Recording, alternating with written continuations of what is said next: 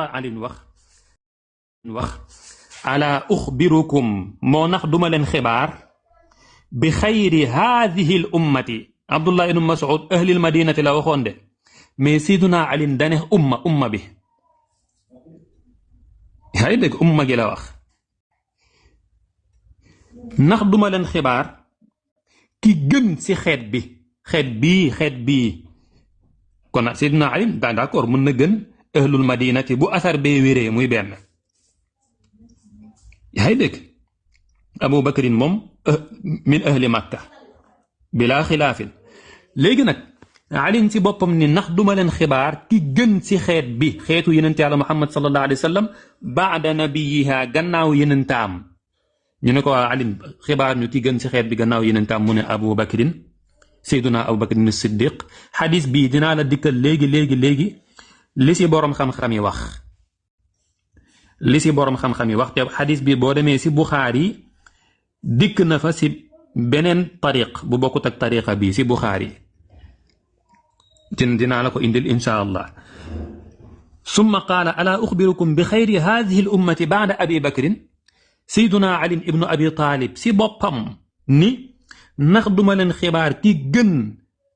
ci xeet bi gannaaw Abu Bakrin mooy Omar lii leer na maanaam yow téere bi nga tafoon fi mu nekk ni muy fadailu saxaaba joojee te asar bi nga indi amul dara luy tegtale ci asar bi si lu Abdullah ibn Mas'ud dogu ne maanaam Ali moo gën nu mu tuddati Abu Bakrin déedéet mais dana dañ ko doon waxtaan waaye nag Ali moom la mu dogu te liñ doon waxtaan est-ce que dañ ko doon waxtaan dëppoo si mujj gi lan dëppoo mooy Abu Bakrin ci boppam moo leen gën te dinaa la ko indil ci waxu Omar ibn al-Khattab radiyallahu anhu ci Sahih Bukhari indil la ko ci waxu Abdullah ibn Omar aywa léegi kon ñu dem ci siyaru a'laami nubala maa ngi ci siyaru a'laami nubala bu al imaamu Zahabi xola al imaamu Zahabi indi asaru Seydina Ali ibn Abi Talib joojee ne wa qaala Aliyun radiyallahu anhu xayru haadihi l ummati baada nabiyiha Abu Bakrin wa Omar ki gën ci xeet bi gannaaw yenente bi sallallahu alayhi wa sallam mooy Seydina Abu Bakar ak Seydina Omar haada xola al imaamu Zahabi ne wallahi al azim maa ngi gin ci yàlla bay aji màgg qaalahu Aliyun mu ne loolu Seydina Ali ibn Abi Talib moo ko wax wa huwa mutawaatirun anhu te loolu kat dafa maanaam ñu bari dañ koo nettali ci moom jam'un ghafiir jëlee nañ ko ci Seydina Ali ibn Abi Talib li annahu qaalahu ala minbaril kuufati mu ne parce que da koo wax ci kaw minbaru kuufa la taxaw wax ko fa mu ne fa la'ana allahu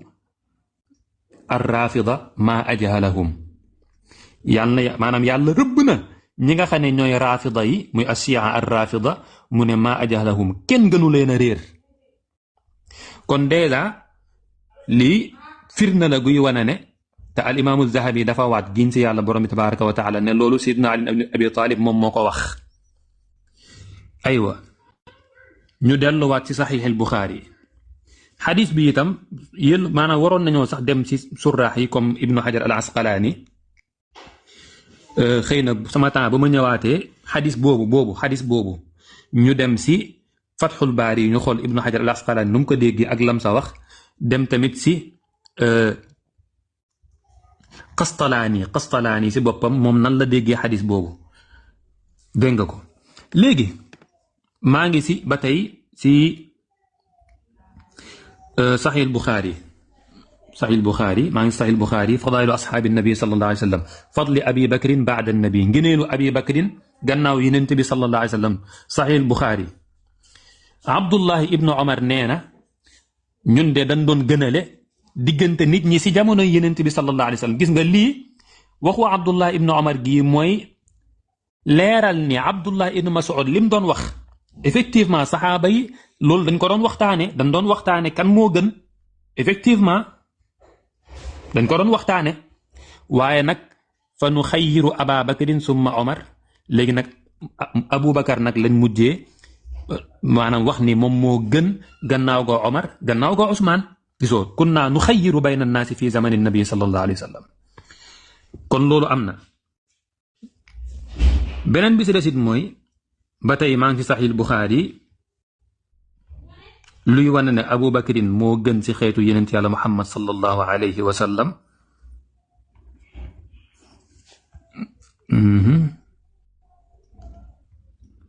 Sahih Bukhari baal ma nga téer ma temps bi day mel ni moo kii. ok temps bi jeex na macha allah ñiy def demande ngeen jéggal ñu nag dindi seen demande yi aywa barakallahu fiik seen xaari ma xaraan ok Cheikh Baye yaa ngi fi. jazakallahu xayran xam naa di ñaan kilifa gi rek daa mel ni il est un peu passionné wala trop passionné daf mel ni mu ngi xaw a waxee dënn benn instant ba caméra bi sax dafay xaw a yëngatu li mu doon wane li ci bari genn wàlla bind mi la ñuy gis duñ gis bind mi yëpp. donc bu fekkee dina mën a xaw a kii tuuti rek après caméra bi mu fixé objectif bu baax comme ça ñu gis li ñuy léegi minal bidaayati ila nihaaya incha allah. bon man damay ñëwaat ci méthodologie bi ma commencé woon sànq parce que man tollaguma ci tarx adilla yeeg yooyu dinaa ci ñëw incha allah. bi ci njëkk mooy sànq wax naa leen ne borom xam-xam yi dañoo xàjjalikoo ci gënalante ci diggante saxaaba yi ci ay mazahib am na ci ñoo xamante ne sax dañoo wax ne ñi gën ci saxaaba yi mooy ñi nga xamante ne faatu nañu ci dundu yonent bi sallallahu alayhi wa sallam. maanaam ñu mel ni ñoom Seydina Hamza ñu mel ni ñoom Sayyidatuna Khadija ak ñu mel noonu loolu di nga ko fekk ci al istizkar bu Ibnu Abdul Bar mu wax ne wa qad zahaba qawmun min jillati al ulama ila al qat'i anna man maata fi xayaati rasulillahi sallallahu alayhi wa sallam min ash-shuhadaai misli Hamza wa Jaafar wa Mus'ab ibnu Umayr wa Sa'd ibnu Mu'az wa man jara majrahum mimman mawtuhum qablahu sallallahu alayhi wa sallam wa shahida lahum bil jannati afdal mi man baqiya baadahu lii al istizkar wax na ko ci Ibnu Abdul Bar beneen bi mooy kilifa gi maa ngi koy ñaan rek bu fekkee li may indi dina ma ko mën a respecter su koy dajji mu dajji ko de façon respectueuse comme ni ma nar a def ak moom li muy indi maanaam asar bi ma indi dafa ñëw rek wàcc ci suuf jël benn numéro wan ñu à peine ne ñu am na ku wax ne daif la ki wax noonu xamuñ kan la leeruñu ndax asar boobu lañ doon wax wala yu mel noonu wala dafa am kenn ci raaw yi comme doon wax wala loolu su doon ab wahabi moo ma ko def dama ko naan dangaa bëgg a def tadlis waaye nag comme moom kilifa la duma ko te sama soppe la wax dëgg yàlla duma dem ak moom ci yoon woowu noonu. donc bu fekkee lim laaj ci istizkar bi la daa mel ni mu ngi laaj safa xaaral ma tàllal ko caméra bi wan ko incha allah. يا ربي بالمصطفى بلغ مقاصدنا واغفر لنا ما مضى يا واسع الكرم. Mohamed déplacé bi ne s'il te plaît wala nga dindi ko sax amul benn njëriñ fii dafay dindi ko s'il te plaît. Al-Istizkar dindi ko voilà merci beaucoup. Al-Istizkar bu Ibn Abdul Bar ci volume 5 ci page 106. وقد ذهب قوم من جلة العلماء إلى القطع أن من مات في حياة رسول الله صلى الله عليه وسلم من الشهداء مثل حمزة وجعفر ومصعب بن عمير وسعد بن معاذ ومن جرى مجراهم ممن موتهم قبله صلى الله عليه وسلم وشهد لهم بالجنة أفضل ممن بقي بعده من أصحابه الذين قال فيهم لا أدري ما تحدثون بعدي. tollaguma ci indi samay dalil damay tarxal ba léegi masala bi en fait bu ma tollee ci indi dalil yeneen laay génne yu dul yi donc pour wane ne boroom xam-xam yi dañu wuute ci mbir mi en fait am na ñoo xam ne seen mazhab ñoom boroom xam-xam yi mooy gënale ñi nga xamante ne ñoo génn àdduna yonent bi seedeel leen aljanna am na ñoo xamante ne seen mazhab mooy taxawandi ne fonkal ñëpp jàppal ñëpp bul doyadal kenn am na ñoo xam ne seen mazhab mooy toftale ci xilaafa am na ñoo xam ne seen mazhab mooy gënale Seydina Ali gënale Seydina Abubakar xas ba kenn ku nekk lan liy mashrabam naka noonu tamit boo demee ci téere bi tudd Maalimu Sunan bu voilà Maalimu Sunan bu al-Xattaabi di nga gis mu wax ci page mu ngi ni gis ngeen ni may wane du ma nekk di dawal kii bi comme ça di wane s'il te plaît mbokk mi kilifa gi su ñëwee su mënee def noonu mu dimbale ma ci maanaam nga fixé objectif bi ñu gis li ngay wane bu baax. Maalimu Sunan volume 4 page 303 mu ne qultu moom borom téere bay wax walil mutaaxirina fi haza mazahib minhum man qaala bi taqdimi abi bakrin min jihati saxaabati wa bi taqdimi aliyin min jihati alqaraba. gis nga li ma la doon wax mooy ñii dañ ne Seydina Ali moo jiitu ngir nangam ñii ne Seydina Abubakar moo jiitu ngir nangam mu ne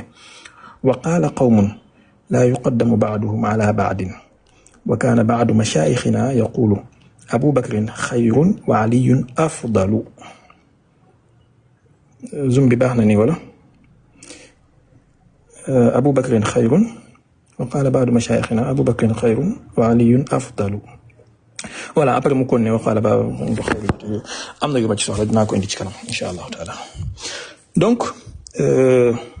beneen bi mooy gis nga ne kon boroom xam-xam yi seeni wuute chaque jour mooy am modération. pas comme ni ko Zahabi waxee ci ni ko kilifa gi indee saaga kii ay kii mooy jaahil kii mooy nangam ci biir borom xam-xamu sunna yi sax am na ñoo xam ne position yi lañ amoon. donc boo bëggee askan mbir mi ne ay raafida yi ñoo koy wax yaa axi defal ndànk du raafida yi képp mutaqaddimuna yi ak mutaaxiruna yi dañuy wax lu mel noonu mutaqaddimuna yi ak mutaaxiruna yi. léegi am na benn texte bu nekk ci al isaaba fi tamyiz saxaaba xaaral ma wan la ko moom itamit bu fekkee dañuy bëgg a layoone mutaqaddimuna yi la xaaral ñu wan leen mutaaxiruna yi la xaaral ñu wan leen mutaqaddimuna yi. te ba léegi indeeguma samay dalil damay tarx masala bi comme muqaddima incha allah wallahi lazim indeeguma dalil. al isaaba fi tamyiz saxaaba bu Ibnu Hajar ci volume 7 ci page 193 bi muy wax ci tarjama Abu Tufayl Amir ibnu Wasilat al Kinaani mu ne wa qaala Abu Umar ibnu Abdul Barri la ci jublu kaana ya'tarifu moom Abu Tufayl moom kaana ya'tarifu bi fadli Abi Bakrin wa Umar lakinnahu yuqaddimu Aliyan. moom Abu Tufayl malgré que da doon reconnaître ngëneelu Seydina Abubakar ak Seydina Umar radiyallahu anhuma waaye nag da daan jiital Seydina Ali yuqaddimu Aliyan. lii mu ngi ci al isaaba bu Ibnu Hajar al Asqalaani. donc mutaqaddimuna yi yaakaar naa kenn jiitu ci saxaaba yi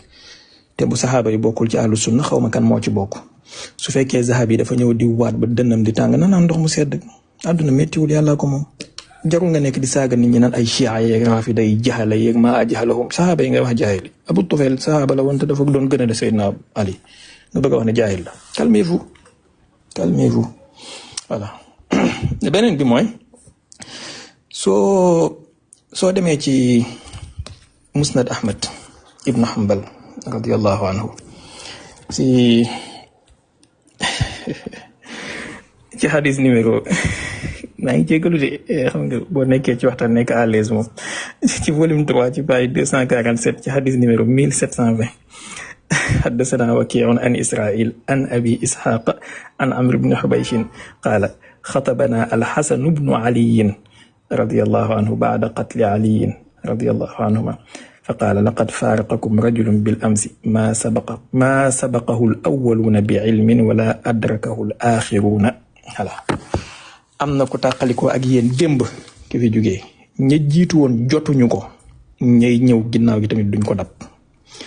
léegi question bi ma am pour kilifa gi te ngir yàlla bëgg naa mu dimbale ma ci question bu ma ñor lool la mooy lan mooy miyaaru gënante ci saxaaba yi nan la ko boroom xam-xam yi tëralee. question bu ma ñor lool ndax miyaar bi mooy xam-xam képp wala miyaar bi mooy rëy dara ak rëy ayka wala miyaar bi mooy asbaqiya fil islam wala miyaar bi mooy lan na ma ci dimbale. question bu ma ñor la bëgg naa ngeen dimbale ma ci yéen ñëpp moom ak ñi koy dimbale incha allahu taala. beneen wax ji mooy maanaam su fekkee dañoo ñëw ci xadiisu wax ne saxaaba yi lii lañu jàppoon est-ce que kilifa gi dafa reconnaître ne saxaaba yëpp dañoo nekkoon ci benn mazhab déedéet. kon li ngay comprendre fii mooy saxaaba yi wuute woon nañ ci seen mazahib kii jàpp na lii kii jàpp na lii. sayyidatuna Fatima sayyidna Hasan sayyidna Husayn gëmuñu ne am na ko gën seeni baay gëmuñu ko. Abdullahi ibnu Mas'ud bi muy wax ci jàng yonent bi ci jàng alquran jëlee naa ci yonent bi nangam li ci des jëlee naa ko ci xayru naasi muy Ali ibn Abi Talib mais loolu dinaa ci ñëw su ma tollee ci tarxu samay adilla incha allahu taala. donc ngeen comprendre que ne lii mooy mazhabu borom xam-xam yi ci mbiram gënante puisque nag Seydina Aboubacar radiyallahu anhu am na ñu koy gënale liñ koy gënale ci ñetti yëf lañ koy teg ñoom ñi koy gënale. benn bi mooy wax ne borom xam-xam di wax na borom xam-xam di wax na. ñaareel bi mooy indi xadis ci ay manaqibam yonent bi wax na Aboubacar nangam yonent bi wax na Aboubacar nangam ñetteel bi mooy indi ne moom moo toog ci xilaafa gi ginnaaw yonent bi bon mën ngaa dugal ci kaasu indi xadis ci ay manaqibam mooy aaya yi wàcc ci moom itamit ak sababu nuzul ak yooyu ci benn kaas lay dugg ñett yi la ñu am ci ngëneelu Seydina Aboubacar képp mënuñ ci amaat beneen dalil bu dul boobu. Quant à Seydina Ali nag ñoom ñu koy gënale am nañu ay kaas yu baree bari yoo xamante ne moom la ñuy coché waaye duma joxe kaas yooyu noonu parce que su ma ko joxee danaa joxe indice ci réponse bi nga xamante ne moom laay xaar pour kilifa gi jox ma ko ci lan mooy miyaaru gënante ci saxaaba yi damay xaar ba mu jox ma réponse ba pare.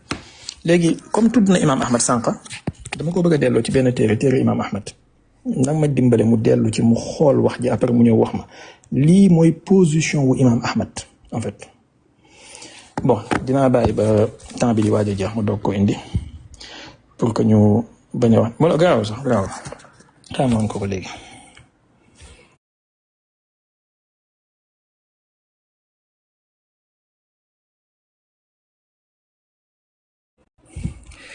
boo demee ci téere bi maanaam bu Xallaal gis nga ci volume 1 ci page 219 di nga gis Abdullah ibn Ahmad mooy laaj baayam ginnaaw bi ñu indee isnaad bi xaddasana mu ne qaala sami'tu Abdullah ibn Ahmadin yaqulu xaddathani abi bi xadiisi safina mawla rasulillahi sallallahu alayhi wa sallam fa qultu ya abati maa taqulu fi tafdil gis nga bii Ahmad ibn Hanbal la ñuy laaj maa taqulu fi tafdil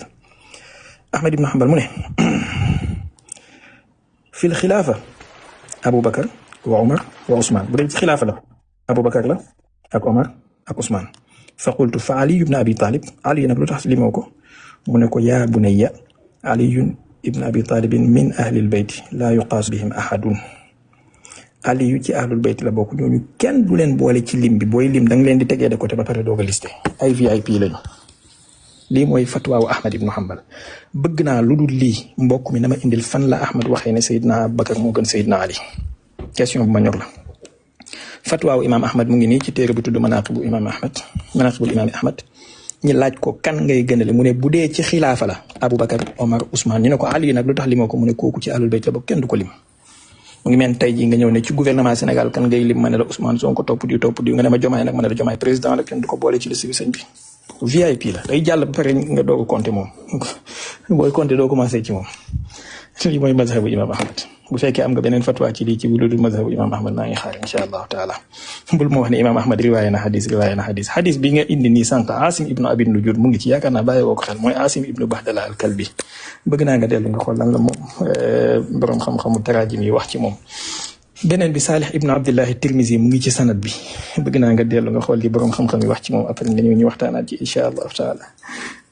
waaye riwaaya xadis képp ak am position ci fatwa du nekk benn ci am position ci fatwa mooy loo xamante ne moom la assumé ki nga xamante ne dafay riwaaya xadis lil amaana al ilmiya dafay indi léppam. beneen bi mooy mais Seydina Ali saxaaba yi ñoom dañoo jàppoon ne Seydina Ali moom moo doon yonent bi sallallahu alayhi wa sallam mooy waarisu nabi léegi ndax waarisu nabi sallallahu alayhi wa sallam dana am keneen kooku gën mais loolu dinaa ko indi après léegi xaar mooy wan la lii tamit nga xam ba léegi borom xam-xamu salaf yi modération bi ñu daan jëlee affaire yi pas comme extrémiste taalibi ibnu Taymiya ñoom Zahabi ñoom je sais pas ibnu Kasir dafa maa jaaxal sax ab sufiyanke ñu commencé teel rek mu daw ci ibnu Kasir ak Zahabi parce que foofu rek nga mën a fekk yenn extrémisme yeeg yenn saaga yi. léegi boo demee ci al mu'lim bi fawaidi muslim bu al xaafizul qurtubi abul abbas mu ngi wax ne amma al qaadi Aboubacar ibnu Tayyib mooy Baqilaani la ci jublu mu ne fa innahu yara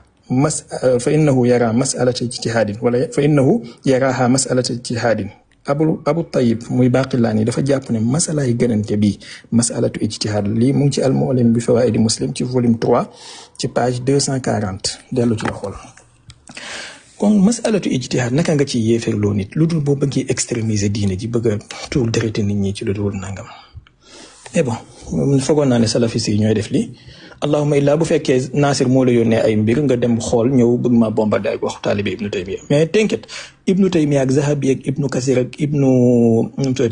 Qayyim Jawziyya ñoom ñëpp laay boole def leen faat enkat ak ñaa ci masala bii nii ñoom ñëpp kulluhum ñi topp Ibnu Taymiya ci ginnaaw ci masala bi sax dinaa leen ci boolewaale incha allahu taala man ba léegi maa ngi ci kaw premier siècle deuxième siècle troisième quatrième wàcceguma ci cinquième ak sixième su ma ci ñëwee di nga gis ñu may def ak ñoom incha allah rabbul alamin ayca mën nga jël incha allah.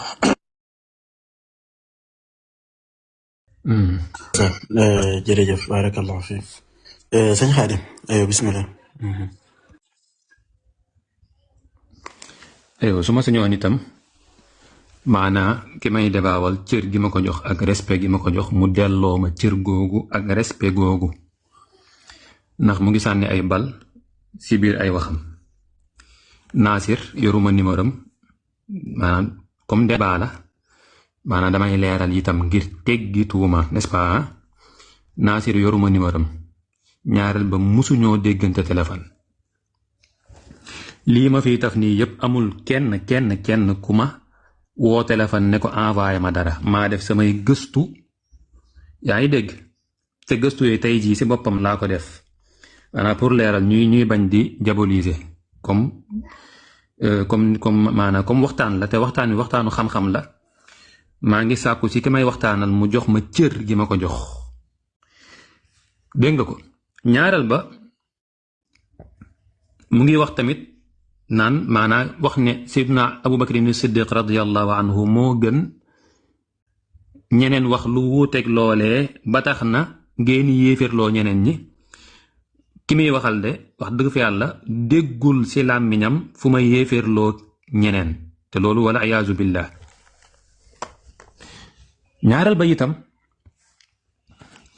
te jàpp naan daal waxtaan wi daal na tegu ci ay texte tegu ci xam-xam cër gi ma la jox maa ngi sàkku ci yow nga delloo ma cër joojee insha allahu rabbi mu ngoog. léegi indi na ay wax yooyu indi na maalimu sunan boroom maalimu sunan ne walil mutaaxirina fi hada mazahib maanaam ñi nga xam ne ñooy ñi mujj kooku ñi mujj la wax waxul ñi jiitu daf na ñi mujj danoo am ay mazahib si kan moo gën si saxaaba yi ñi mujj n'est-ce pas. sama caméra mu ngi leer jabeel xaw fulu dafa mel ne waa mi ngi leer ne pour nga bokk nga fomp xam naa kii bi caméra bi ngay fomp.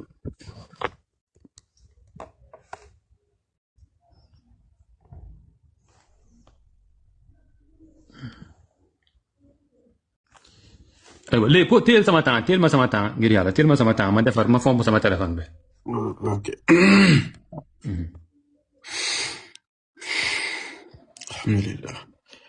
Mohamed yaa ngi fi. barke yàlla maa ngi fi. barke yàlla Fadel li nga commenté bu ñaaree mu métti na maanaam comme avenir dëkk. maa sa jabee. dindi Fadel lu nit mi ci suuf gisoo commenté bi nee na comme avenir dëkk bi comme avenir dëkk bi nii la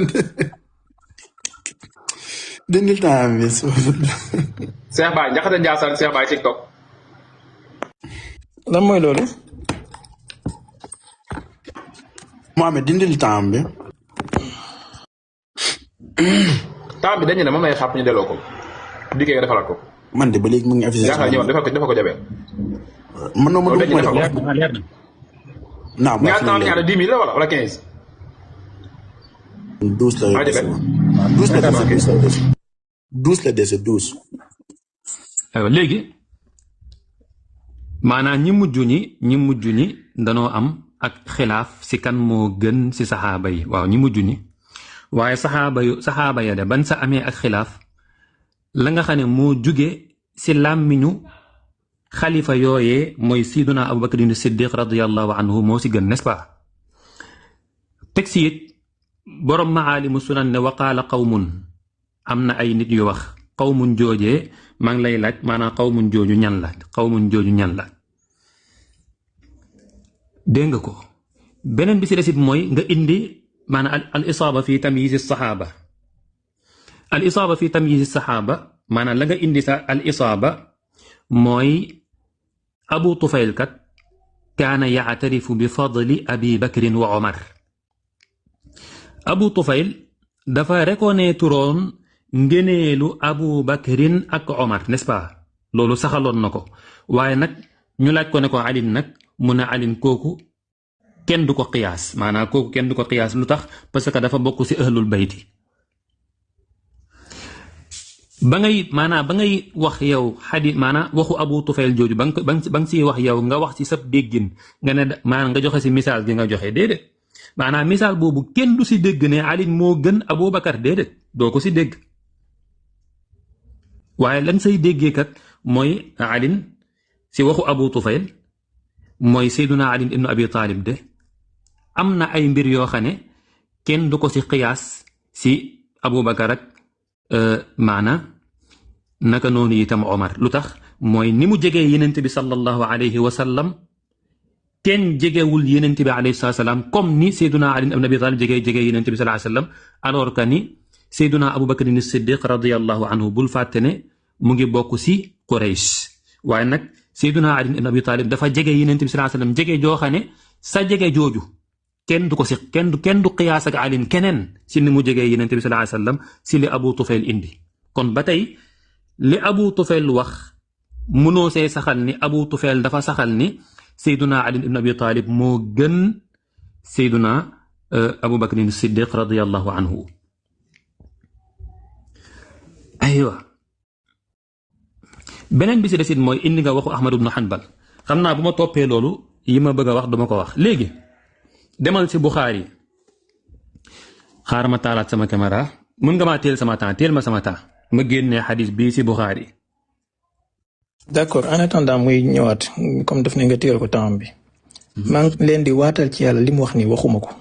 maanaam mu ngi may askan ne man maa wax Abu Tufayl daf nekk Ali kenn du ko qiyaas ci kenn sang bi dimbale ma lillahi wa rasuli ñaan naa la ko ci ngoon ñaanaat naa la ko léegi.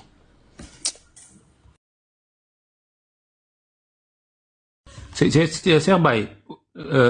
maanaam Abu Tufayl danga ne li ma wax si nga ne Abu Tufayl moom moo ko wax danga ne kaana yuqaddimu aliyan maanaam moom daraan jiital alin waaye daraan jiital alin si dan est-ce pas loolu nga waxoon. non mais yow dangaa wax léegi que ne man maa wax ne Abu Tufayl nee na Ali laa yuqaasu bihi ahad loolu nga wax. waaw kon loolu ak sabqu lisaan la maanaam yaakaar na Ahmad ibn Hanbal nga waxoon Ahmad ibn Hanbal n'est-ce pas. sa argumentaire bi yëpp ci sabqu lisaan boobu nga ko binaa continuer. xaaral bu taxaw foofu te it nga bàyyi comme yii maanaam comme di weranteeg yooyu Cheikh Baye yow yaa ne Abu Tufayl dafa kaana yaatarifu bi fadli Abi Bakrin wa Omar dafa doon saxal doon reconnaître ngeneelu Abu Bakar ak Omar yaa ngi dégg loolu yaa ko wax nga ne nag kaana yuqaddim alin maanaam moom nag daraan jiital alin waaye daraan jiital alin fii maaza si lan kaana yuqaddim alin fii maaza hal kaana yuqaddim alin xëy na ci togg ceebu jën la continuer amul problème. Cheikh Baye yaa ngi bëgg a kii nag de yaa ngi wax dëgg fa yàlla sama temps booy wax comme ni ma doon tëjee sama micro jàpp naa ne bu fekkente ne bëgg nga waxtaan wi kii nii. Baye Cheikh respecté rek bu la interpellé woon ma ne ko Baye Cheikh laay wax temps bu la ci interpellé woon yooyu bu ci duggati ko defee yàlla daal sa kaw ay ci bismillah continuer. delloo ma sama temps waay mooy 7 minutes yi ma daggee woon. ok. waaw. aywa léegi. Cheikh Baye daa wax. jox nañ la temps de. boo demee ci al isaaba dégg nga fii tam yi ci saxaaba nee na Abu Tufayl bu ma juumee bu jëlee kàddu moom mu ne ma fii kat ak njumte la bu fekkente ne la ma waxoon sànq mën na nekk sabaqu lisaan daanaka Ahmad ibn Hanbal danga ne Ahmad ibn Hanbal dafa gisoon ni Abu Bakar ak Omar ñoo gënoon ci xilaafa léegi nag maanaam ñoo gënoon ci xilaafa nga ne Abu Tufayl kaana yuqaddim alin waaye wa kaana yaatarifu bi fadli Abi Bakrin wa Omar loolu nga waxoon donc kon loolu leer na léegi ñu ñëw si ba tey si Sahih Bukhari ñu ñëw si Sahih Bukhari boo demee si xadis numéro mën nga maa defal sama temps.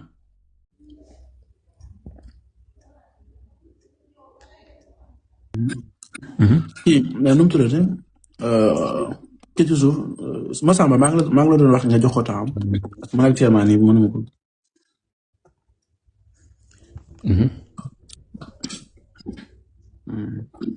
jox na la. jox na la temps wala.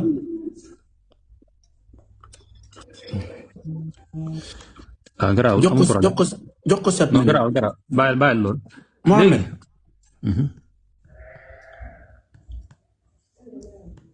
amiin. aywa maa ngi ci saxiil Buxaari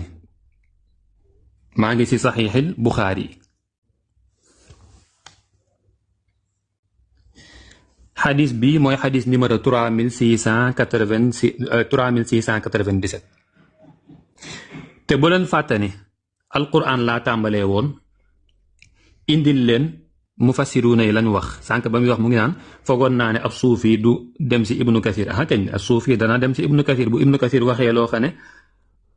lu ñeneen ñu dul moom wax la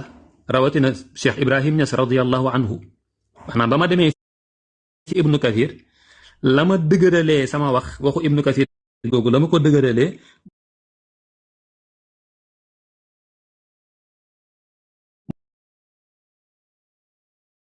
moo gën ci saxaaba yenent bi sallallahu alayhi wa sallam bal moo gën gannaaw yenent bi sallallahu alayhi wa sallam loolu indi woon naa ko n'est-ce pas kon mën naa sukkandiku ci waxu ibnu kasir boobu comme mufassir la si ne Cheikh Ibrahim Niass radiyallahu anhu daa dëpp ak moom si tafsiram fi riyaadu tafsir Sahih Bukhari xadis numéro 3697 xaddathani Muhammad ibnu Xaatim ibnu Bazia Seydi Jabel mu ngi leer حدثنا كازان حدثنا عبد العزيز بن أبي سلمة الماجسون عن عبيد الله عن نافع عن ابن عمر رضي الله عنهما قال كنا في زمن النبي صلى الله عليه وسلم عبد الله بن عمر نينا نكون ننسي جمون يننتبي صلى الله عليه وسلم لا نعدل بأبي بكر أحدا دانو نغم له أك أبو بكر كن ثم عمر ثم عثمان ثم نترك أصحاب النبي صلى الله عليه وسلم لا نفاضل بينهم gannaaw ga ñuy bàyyi saxaaba yi Yonent bi sallallahu alayhi wa sallam duñu gën a lente seen biir teel ma sama temps ma jukkiwaat leneen incha allah maa ngi ci 5 minutes. mais Jabel jàpp naa ne si maanu te ñoom ñaar ñëpp kuy wax. fekkee amul appel demul temps bi da nga ko bàyyi ba continuer. effectivement loolu laa si ñoom ñaar ñëpp nag. parce que du xaw a yomb nag di téye temps. parce que sànq bi may kii samay dalil mosuma téyel sama temps bi. nekkul quelque chose bu xaw a yomb parce que 15 minutes xaw na bëri on ko tamit. surtout tey jégul kay leen naan supp. tapate leen kii. Jabel daa da ngaa maatu de Jabel moom laa doon naan nii de moom laa doon naan léegi de Jabel. daal di seexal kat yi. wax ba moom ma yab rek waaw. gars yi xam dinaa ubbiwaat commentaire mais dama leen ko ñaanal bu ñu commenté négaat. taalal ma sama caméra. aywa bismillah. ba tey tàkk na waaw tàkk na maa ngi ci Sahih Bukhari Seydi Jabel mu ngi leer. mi ngi leer. xadis numéro 3668 Sahih Bukhari nee na keroog maanaam ba Yonent bi sallallahu alayhi wa sallam génnee àdduna nga xam ne saxaaba yi kenn ku si nekk ak maanaam xaal bi mu la fekk ba Yonent bi sallallahu alayhi wa sallam génnee àdduna dégg nga muy nettali saxaaba yi ni Seydina Omar def Seydina Ousmane def ak Seydina Ali ibn Abi Talib nee na Abu Bakar فحمد الله أبو بكر وأثنى عليه وقال ألا من كان يعبد محمدا فإن محمدا قد مات ومن كان يعبد الله فإن الله حي لا يموت وقال إنك ميت وإنهم ميتون معنى أبو بكر سنت يالا كنكو داري وخني كودون جامو محمد فاتنا كودون جامو يالا موي دوندو تيدو فاتو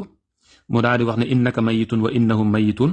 وقال وما محمد إلا رسول قد خلت من قبله الرسل أفإن مات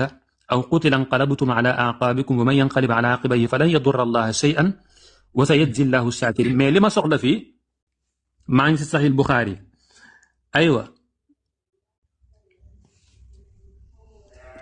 xoolal bu baax nee na fa qaala Omaru lii laa soxla woon fa qaala Omaru ji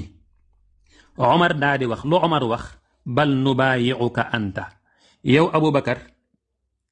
maanaam ba nu wuutee kan la ñuy jaayante gannaaw Yonent bi sallallahu alayhi wa sallam nee na Seydina Omar ibn al-Khattab wax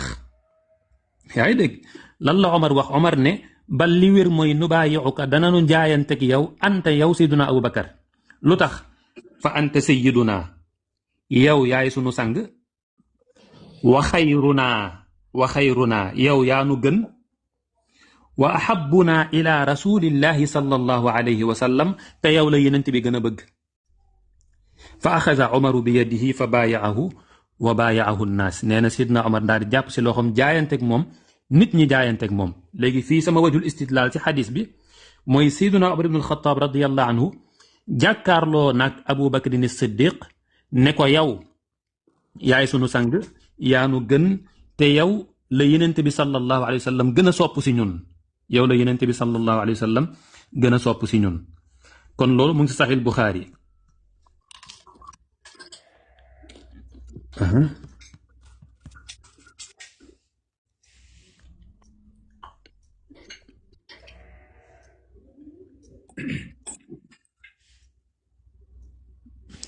aywa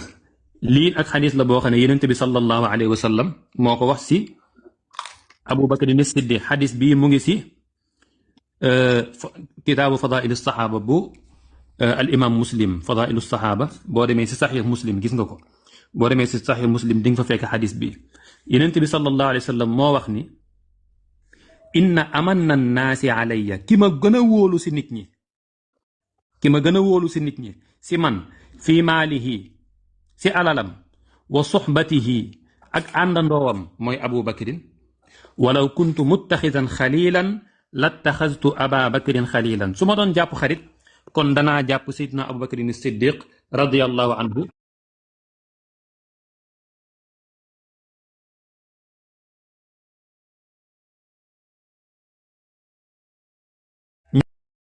bu Ibnu Xajar al Asqalaani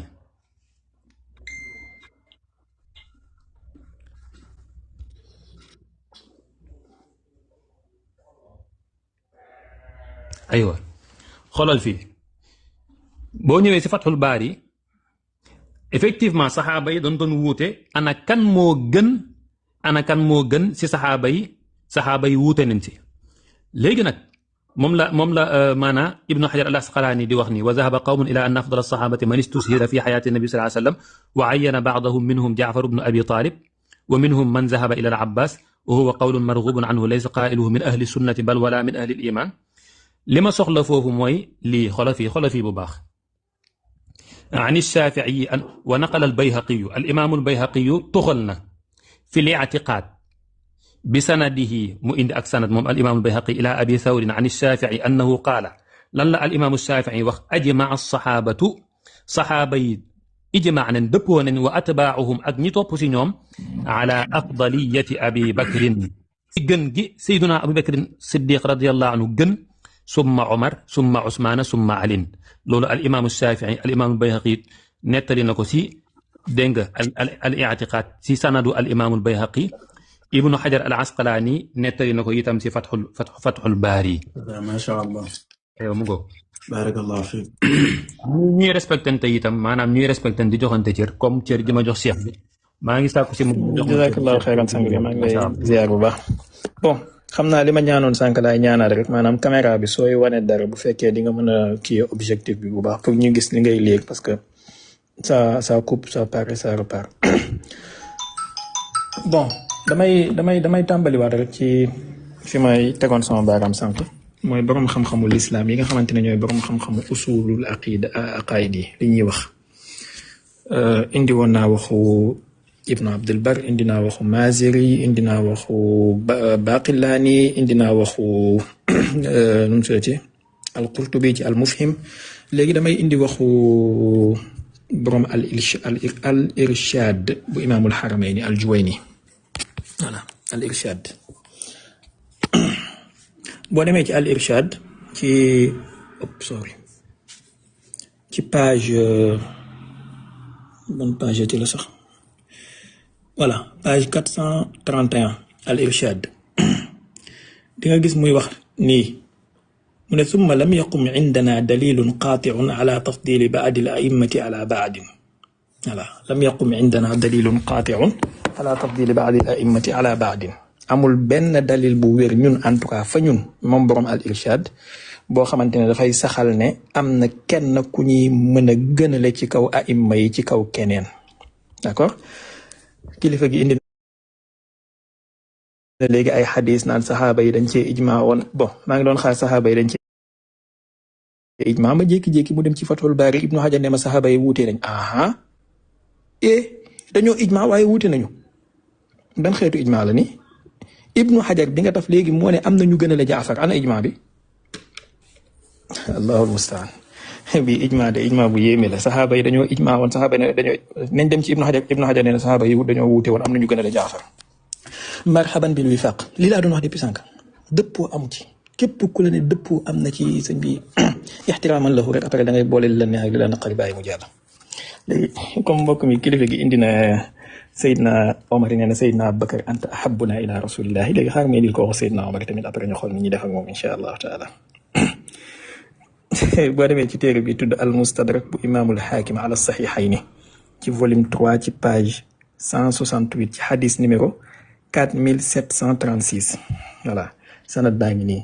xaddasana mukramu ibnu ahmad alqaadi sana ahmad ibnu yusuf alhamdani sana abdulmumin ibnu ali الزعفراني ثنا عبد السلام ابن حرب ثنا عبيد الله ابن عمر عن زيد بن أسلم عن أبيه عمر بن الخطاب رضي الله عنه أن عمر بن الخطاب دخل على فاطمة بنت رسول الله صلى الله عليه وسلم فقال لها سيدنا عمر dafa dugg ci nekk Sayyidatuna Fatima wala kër Sayyidatuna Fatima daal di ko ne yaa Fatimatu wallahi maa raaytu ahadan ahabba ila rasulillahi minki mësumaa gis kenn ku yonentu bi gën a bëgg comme yow wa maa kaana ahadun min annaasi baada abiki sallallahu alayhi wa sallam ahabba ilayya minki ginnaaw sa bàyyi itam man Omar amul ku ma gën a bëgg comme yow amul kenn koo xam ne man Omar gën naa koo bëgg ni yow imaamul xaakim bam ci pare lu mu wax saxiixul isnaadi ala sharti sheykhayni walam yuxarijahu tafaddal Seydina Omar moo ne Seydina Abubakar anta afdaluna wa ahabuna ila rasulillah Seydina Omar moo ne yow Fatimatu xaw ma ko yonent bi gën a bëgg comme yow te bu dee xel rek maanaam yonent bi naka lay jëlee Sayyidatuna Fatima ne ko badaatun minni Fatimatu dogit la ci man ba pare ñu naan am na keneen ku yonent bi gën a bëgg que Sayyidatuna Fatima maanaam mush maaqul en fait mush maaqul Sayyidatuna Fatima yonent bi taxaw ci kaw minbar ne Fatimatu badaatun minni yaribuni maa yaribuha wala yuzini maa yuziha lépp lu may lor daf koy lor lu may merloo lu koy merloo daf may merloo lii sax na jugee ci yonent bi mu wax ko ci Sayyidatuna Fatima ba pare ñu naan non am na keneen ku yonent bi gënoon na bëgg ko Sayyidatuna Fatima bref nañ dem ci Musnad Ahmad ibnu Hanbal radiyallahu anhu ñu xool Sayyidatuna Aïcha moom lim ñuy wax comme affaire bi dem nañ ko ci bëggeel Musnad Ahmad ibnu Hanbal tabaatu risala ci volume 30 ci page 372 ci hadis numéro 17431 sanad baa ngi nii haddasana Abu Nuaym sana Yunus sana nangam damaa souligné sama mahallu shahid bi mu ne Seydina Abubakar dafa dugg ci kër yonent bi fa samia sawta Aïcha aaliyan wa hiya taqulu wallahi xaaral ma di complété bi lan laa wax Musnad Ahmad volume 30 page 372 xaaral ma indi ko ñu xool ndoo ko ñun ñëpp incha allahu taala baal leen ma tuuti dama defoon capture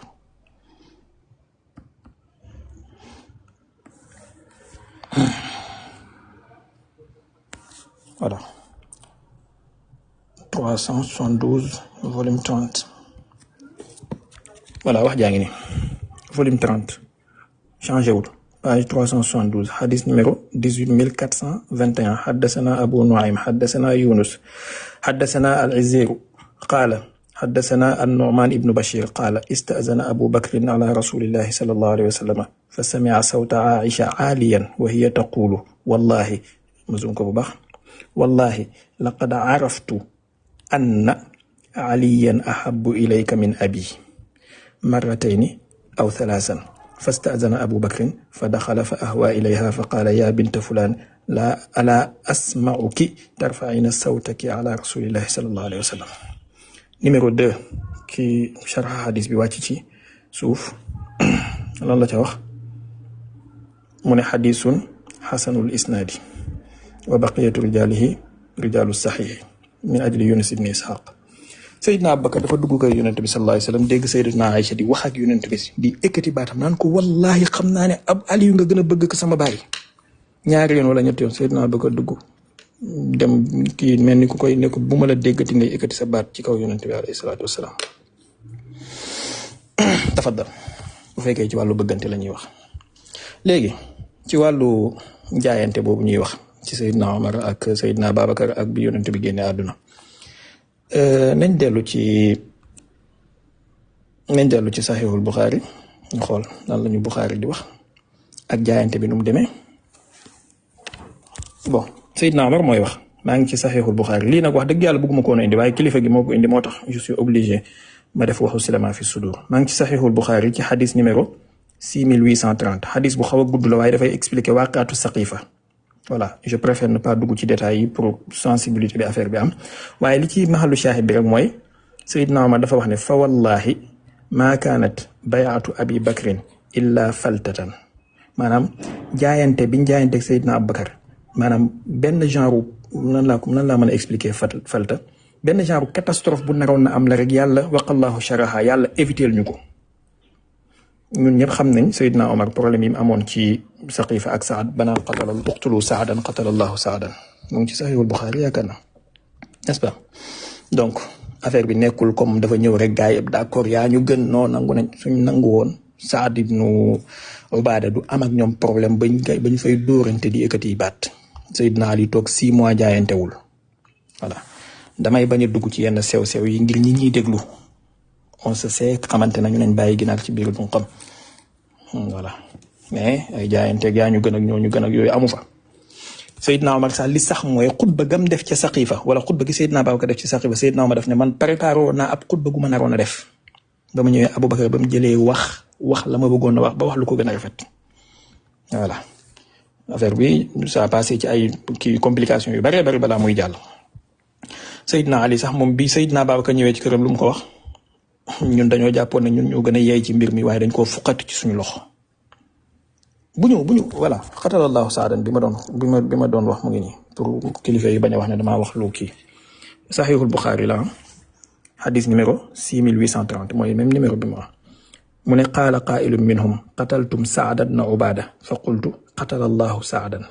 wala qatalallahu Saadan ibna Ubaada qaala Omar fa inni wallahi nangam ak nangam. xadis bu gudd buñ ci dugg damay ñaan rek dina mën a nekk dans la mesure du possible nañ bañ a ubbi buntu bu ñu yóbbu ci jaayante xilaafa gi ginnaaw yonent bi nu mu demee ak yooyu noonu y a trop de sensibilité. léegi bu fekkee dangaa ñëw ci borom xam-xamu lislaam yi kilifa gi sànq dafa xaw a soppi sama wax looloo ma xawoon kii tuuti ba ma ubbi woon sama micro mais jubluwuma woon ci dagg ko et maa ngi ciy jéggalu su fekkee ça lui a un peu écorché li ma doon wax mooy. Abu Tufayl wax jaa ngi ni al istiaab fi maarif al isaaba fi tamyiz saxaaba daf ne kaana yaatarifu bi fadli xam nga waxut bi afdaliyati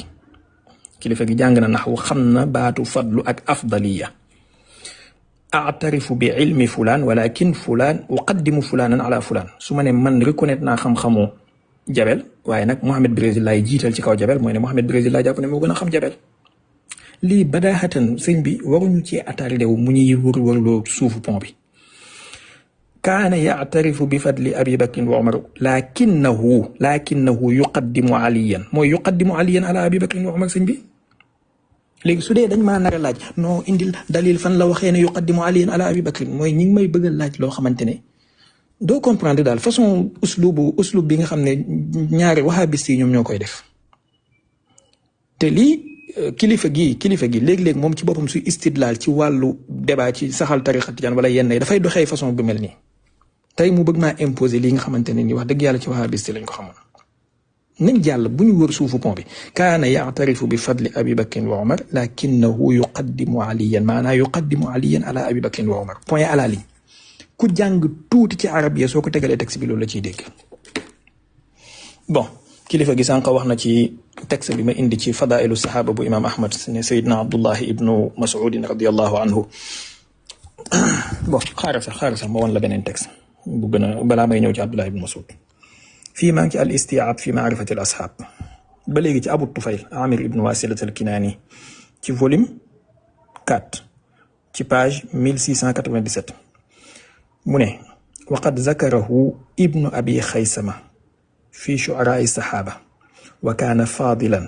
aaqilan حادر الجواب فصيحا وكان متشيعا في علي ويفضله ويثني على الشيخين أبي بكر وعمر ويترحم على عثمان أمول بروبليم من نون لا من أثني على الشيخين بكل ما لهما من فضل واحترام واقتدار أو ما تبي أنا بروبليم أبو الطفيل صحابي لو نجيز سيدي يكو ابن أبي خيثمة جوخ كان من شعراء الصحابة كان فاضلا كان عاقلا كان كذا كان كذا ولكن كان يفضل عليا أنا إجماع بي إجماع صحابي موي أنا إجماع بي dang may dem indil Ibn Omar buy wax ci papa wax ci sa papa yomb na man sama papa moo ma gënal papa yi ku dul moom kuy wax ci sa papa ngay gënale Seydina Hasan ibn Ali buy wax ci papaam lay gënale Seydina Hussein buy wax ci papaam lay gënale kon obviously Seydina Abdullah ibn Omar buy wax ci papaam lay gënale obviously moo tax tuddul Seydina Ali sax aslan et on sait bu ñu ubbi buntu boobu ci problème yi am diggante Seydina Abdullah ibn Omar ak famille Seydina Ali am na buñ ko ubbee ay château de cartes yu mën a daanu bu ñu ubbee buntu boobu mais al fadlu bi nga xamante ne nii saxaaba yi nekkoon ci biti nga xam ne ñoom boo leen mën a tuddee noonu ils étaient à équidistance entre les deux ñoom ñoo koy seede loolu moo waroon a nekk sax wax ji aslan ñi nga xamante ne ni bokkuñu ak Seydina Ali deret bokkuñu ak Seydina Babacar deret bokkuñu ak Seydina Omar deret ñëw seede nangam te yéen ñu jàngal ci seen xam-xam bu màgg xafizakumullah wa raakum ngeen ne alfadlu ma shahidat bi al aadaaw yéen ñu jàngal loolu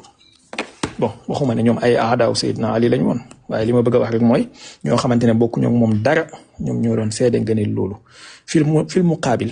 muqaabil dalil bi nga ma fi indil sànq ba léegi di ko répété waat saxiixul Buxaari benn dalil la mooy Abdullah ibn Omar nee na bàyyam moo gën ak Aboubacar benn dalil boobu la beneen dalil li nga fi indi ma Seydina Omar nee na Aboubacar yaa gën a kii léegi xaaral ma jox la beneen balaa temps bi di jeex bii am na solo Ibnu Moustapha dina ko soxla ak Lunis voilà maa ngi ci téere bi tudd as sunna bu Abi Bakr al Xalaal benn du ci téere Chia ci volume 2 ci page 344 ci hadith numéro 452 wa axbarana Abdullah ibnu Ahmad sana Daawud ibnu Amr ad-Dabbi وانتخبه أبي عليه قال ثنا علي بن هاشم قال ثنا أبو الجحاف عن معاوية بن ثعلبة قال جاء رجل أبا ذر من أبو ذر الغفاري gis nga beneen saxaaba ngi nii koo xam ne bokkut ak Seydina Ali ndey ak baay bokkut ak Seydina Omar ndey ak baay جاء رجل أبا ذر وهو في مسجد رسول صلى الله عليه وسلم فقال يا أبا ذر ألا تخبرني بأحب الناس إليك فإني أعرف أن أحبهم إليك أحبهم إلى رسول الله فقال إي ورب الكعبة إن أحبهم إلي أحبهم إلى رسول الله صلى الله عليه وسلم وهو ذاك الشيخ وأشار بيده إلى علي زم بباحنا ولا ما يوقع وأشار بيده إلى علي وهو يصلي أمامه benn waaye moo ñëwoon ci Seydina Abu Zarin al-Ghifari ne ko ndax doo ma wax kan nga gën a bëgg ndax xam naa ne ki nga gën a bëgg mooy ki yonentu gën a bëgg mu ne ko ah kay ci dëgg-dëgg ki ma gën a bëgg mooy ki yonentu gën a bëgg daal di joxoñ benn waay buy julli te fekk kooku Seydina Ali la temps bi jeex na su ma ñëwaatee commencé indi dalil. macha allah barakallahu fiik ok sëñ Xaadimu Quraan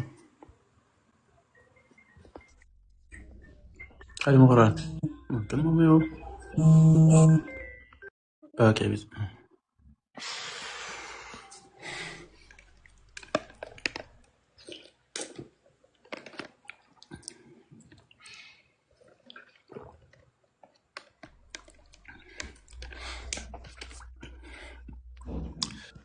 ok bismillah aywa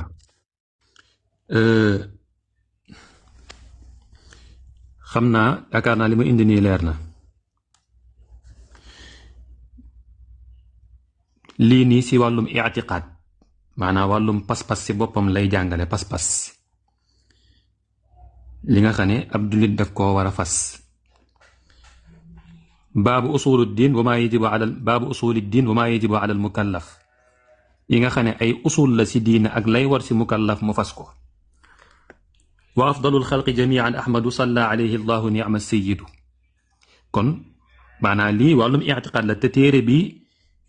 dañu koy jàngale ala mazhabi al imaami Malik radiyallahu anhu ki gën ci mbindee fi mboole seen mooy Ahmad ashalul masalik boo demee ci sarxa bi lii moom mooy sarxa bi mooy siraaju saalik sarxa bi mooy siraaju saalik dégg nga li mu jiital nii wàllum pas-pas la yaa ngi dégg boo xoolee nii ci kaw wa afdalul xalqi jamian ahmadu salla alayhi allahu ni'ma sayyidu ki gën ci mbindee fi mboole seen mooy Ahmad yal na yàlla julli ci moom aka baax sang boobee yaa ngi xool sarxa bi نعم السيد مع أحمد محمد وإلى هذا أشار الناظم بقوله نعم السيد أي من له السيادة والتقدم على سائر الرسل والأنبياء والملائكة أجمعين لما ورد في الحديث أنا سيد الأولين والآخرين ولا فخر ينتبه صلى الله عليه وسلم mooy sangu ñi njëkk ñi ak ñi mujj ñi wax na ko ci xadis man Yonent bi sallallahu alayhi wasallam may sangu ñu njëkk ñi ak ñu mujj ñi loolu nag puukare taxul وورد أيضا أنا أكرم الأولين والآخرين على الله ولا فخر ما عندي سراج السالك منكن والحاصل أن جمهور أهل السنة أجمع على أن نبينا محمدا صلى الله عليه وسلم أفضل خلق الله على الإطلاق ليجنك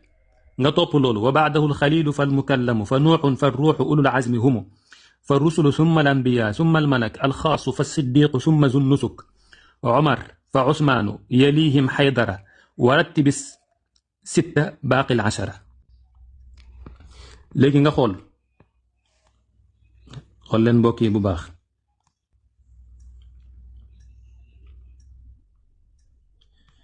xool leen ba muy firi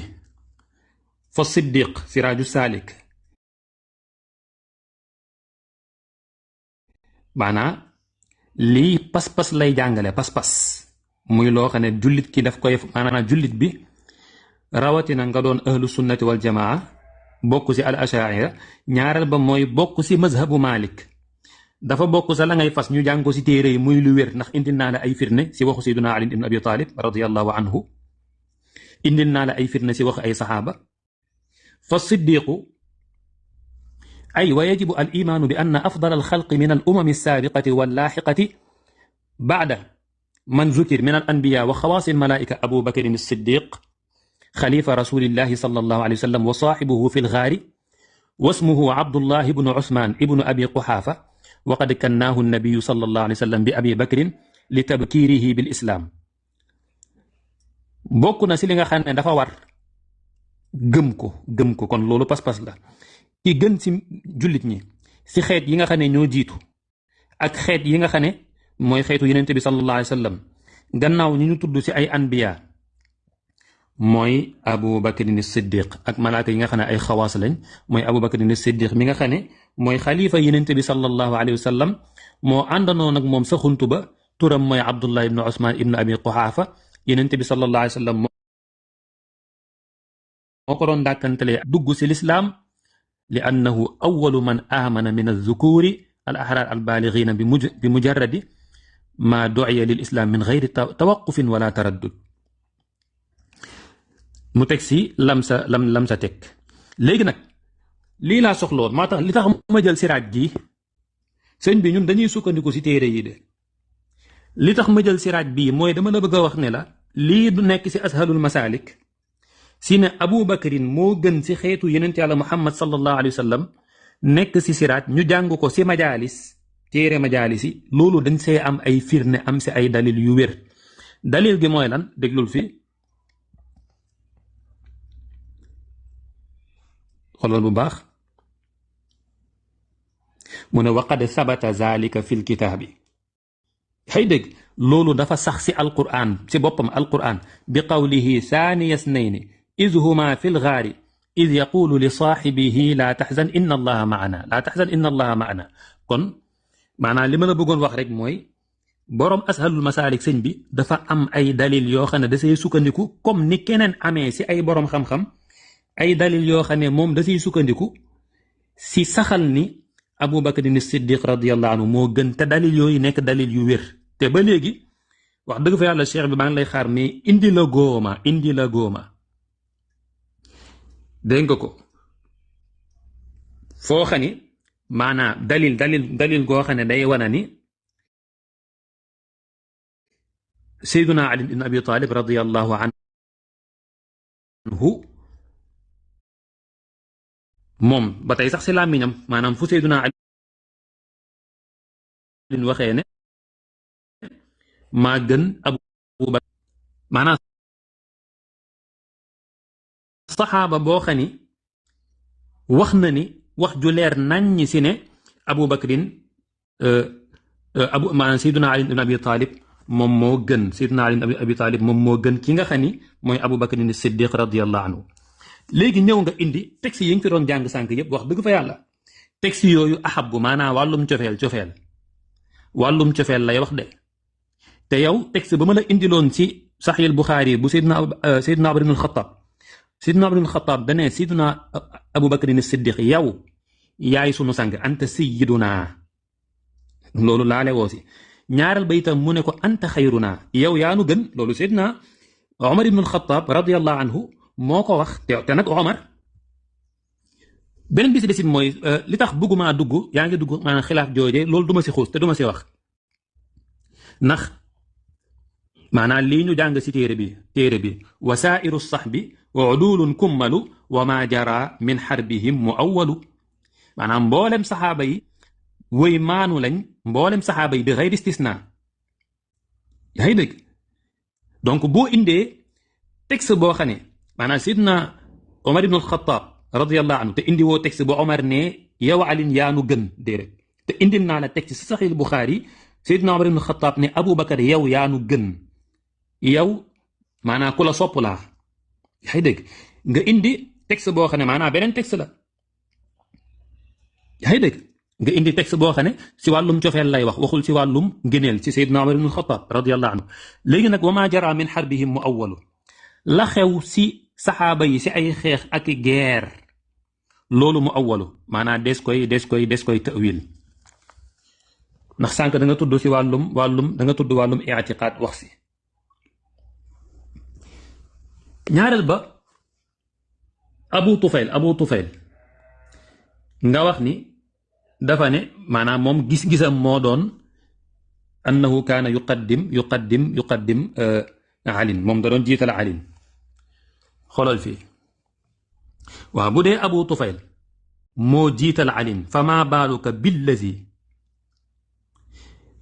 lan ngay wax si koo xam ne Yonent bi sallallahu alayhi wa sallam si boppam moo ko jiital moom Yonent bee ko jiital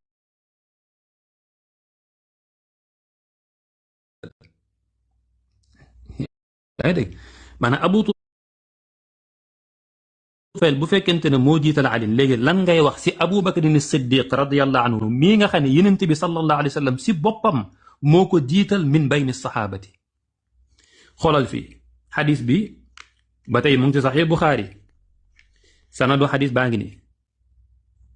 حدثنا إسحاق بن نصر قال حدثنا حسين عن زائدة عن عبد الملك بن عمير قال حدثني أبو بردة عن أبي موسى قال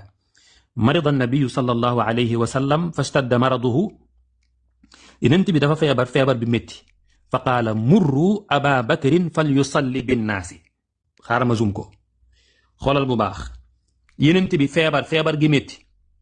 saxaaba yi bari woon nañ de Omar a ngi fa Ousmane a ngi fa Ali a ngi fa Yonent bi ne digal leen Abu Bakar mu jiite nit ñi kon Yonent bi sallallahu alayhi wa sallam si dundam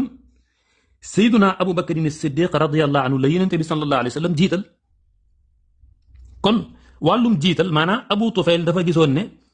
kaana yuqaddim daan na jiital kañ moom Abu Tufayl mën na gis ni mën na jiital Seyduna nu mu tuddati Ali ibnu Abi Talib radiyallahu anhu mën na koo jiital d'accord waaye nag loolu ba tey waxul ne kaana yufaddil sànq ba ngay wax sax yow da nga ne Abu Tufayl kaana yufaddil aliyan bu fekkente ne juumuma si li ma wax da nga ne moom da doon gënale déedéet kaana yuqaddim ak kaana yufaddil du benn dégg nga ko kon loolu mu ngi noonu kon te bu fekkente ne kaana yuqaddim nga bëgg a déggee ne Abu Tufayl lam jàppoon kat mooy Seyduna Ali ibn Abi Talib radiyallahu anhu moo gën Seyduna Aboubacar te man loolu jàpp ma ko déggeewu ma si déggin jooju dama lay indil xadis bii nga xam ne mu ngi si Buxaari Yonent bi sallallahu alayhi wa sallam si dundam si feebar gu métti googu dafa ni fa qaala murru Aba Bakrin fal yusalli binnaasi répété ko nag qaalat Aysa innahu rajulun raqiqun ida qaama maqaamaka lam yastati an yusalliya binnaasi qaala murru Aba Bakrin fal yusalli binnaasi digal leen Ababacar mu jiite nit ñi kon loolu itam beneen preuve la ba tey xoolal fii téere bi itam wàllum pas-pas lay jàngale pas-pas kitaabul bayaan wa taxsil ibnu rusd moom moo ko taalif xoolal fii xayrul ummati baada annabii sallallahu alayhi wa sallam fii xayril ummati baada annabii sallallahu alayhi wa sallam qaala wa sa'altu malikan nee na damaa laaj imaam Malik imaamu daaril hijrati ki nga xam ne mooy imaamu Madina an xayri haadihi l ummati ki gën ci xeet bi baada nabiyiha gannaaw yonent bi sallallahu alayhi wa sallam fa qaala Abu Bakrin xëy dëgg mu daal di wax ni Abu Bakrin moo gën ci xeet bi gannaaw yonent bi sallallahu alayhi wa sallam kon loolu benn ngi noonu imaam Malik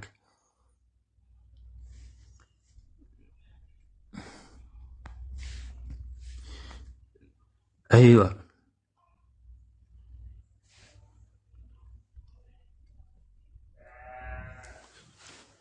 téere bi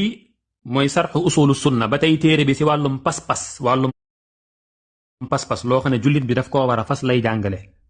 lil imaam Ahmad boo ñëwee ci téere bi itam da ngay gis ne itam lanu toxal mooy Abu Bakr as-Siddiq radiyallahu anhu moo gën ci xeetu yonent bi sallallahu alayhi wa sallam